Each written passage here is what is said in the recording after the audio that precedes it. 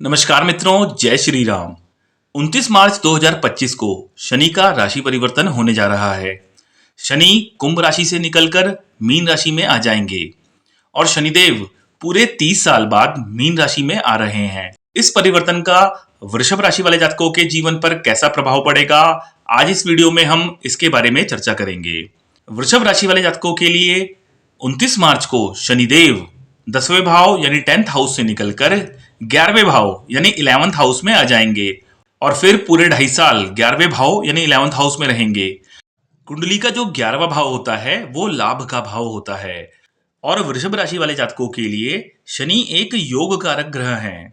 ऊपर से आपके 9वां भाव यानी 9th हाउस भाग्य स्थान के और 10वां भाव यानी करियर के घर के स्वामी शनिदेव बनते हैं। जब भाग्य स्थान के स्वामी लाभ भाव में बैठेंगे तो भाग्य में वृद्धि करेंगे, धन में वृद्धि करेंगे और जीवन में आपको सफलताएं दिलाएंगे। आपकी इच्छाओं में वृद्धि होगी, आपकी बुद्धि का विकास होगा। 11वें भाव में बैठकर शनिदेव आपके प्रॉपर्टी वाहन के योग बनाएंगे। इस समय अवधि में आपको प्रॉपर्टी से भी किसी प्रकार का कोई लाभ हो सकता है। इस समय अवधि में कहीं ना कहीं आप पैसा कमाने पर फोकस करेंगे क्योंकि शनिदेव आपके लिए 10वें भाव यानी करियर के भाव के स्वामी हैं, तो करियर में भी आपको लाभ होगा, पद प्रमोशन के योग आपके बनेंगे। इस समय अवधि में आपको कोई नई जॉब का ऑफर भी मिल सकता है और जिन लोगों के पास नौकरी नहीं है उनको नौकरी मिलने की संभावनाएं भी इस समय अवधि में बनेंगी। इस समय अवधि में शनिदेव आपकी यात्राएं भी कराएंगे, लेकिन आपको कुछ बातों पर ध्यान देने की आवश्यकता रहेगी।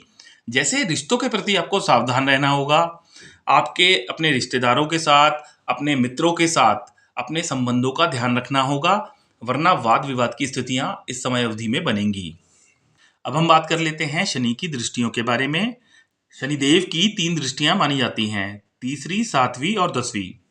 जब शनिदेव तीसरी दृष्टि से आपके लग्न को यानी आपके प्रथम भाव को देखेंगे तो ऐसे में आपको अपने स्वास्थ्य पर ध्यान देने की आवश्यकता होगी। इस समय अवधि में आपको ज्यादा सोचने की आदत से बचने की आवश्यकता होगी। साथ ही साथ आपको इस समय अवधि में शरीर में दर्द और दांतों से संबंधित समस्या रह सकती है। अब हम बात कर लेते हैं शनिदेव की 7वीं दृष्टि के बारे में।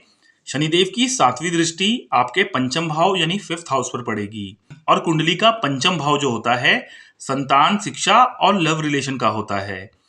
ऐसे में जब शनिदेव की दृष्टि 5वें भाव पर पड़ेगी तो आपको अपने रिलेशन, प्रेम संबंधों पर ध्यान देने की आवश्यकता रहेगी, वरना बीच बीच में रिश्ते में वाद विवाद की स्थितियां बन सकती है और कहीं ना कहीं आप अपने रिलेशन को लेकर कंफ्यूज रह सकते हैं। क्योंकि 5वां घर संतान का भी होता है, तो आपको संतान से जुड़ी समस्याएं रह सकती हैं। संतान की शिक्षा को लेकर, संतान के स्वास्थ्य को लेकर या फिर संतान के व्यवहार को लेकर यहाँ पर समस्या रह सकती है। क्योंकि पंचम भाव शिक्षा का भी होता है और पंचम भाव पर शनिदेव की दृष्टि पड़ रही है, तो आपको मेहनत अधिक करने की आवश्यकता रहेगी। आप मेहनत करेंगे भी और इस समय अवधि में आप अपनी पढ़ाई पर ज्यादा फोकस करेंगे। हालांकि कुछ अड़चने रहेंगी, कुछ समस्याएं रहेंगी, लेकिन आप पहले की तुलना में पढ़ाई पर ज्यादा ध्यान देंगे। अब हम बात कर लेते हैं शनिदेव की 10वीं दृष्टि के बारे में। शनिदेव की 10वीं दृष्टि आपके अष्टम भाव यानी 8th हाउस पर पड़ेगी, तो ऐसे में आपके ज्ञान में वृद्धि होगी। आप नई चीजों को सीखने पर ध्यान देंगे। इस समय अवधि में अचानक से कोई आपका काम बन सकता है या किसी व्यक्ति के जरिए आपका कोई काम बन सकता है या कोई लाभ आपको इस समय अवधि के दौरान हो सकता है। अगर आपको मेरा वीडियो पसंद आया हो तो वीडियो को लाइक और शेयर करें और मेरे चैनल को सब्सक्राइब करें। धन्यवाद।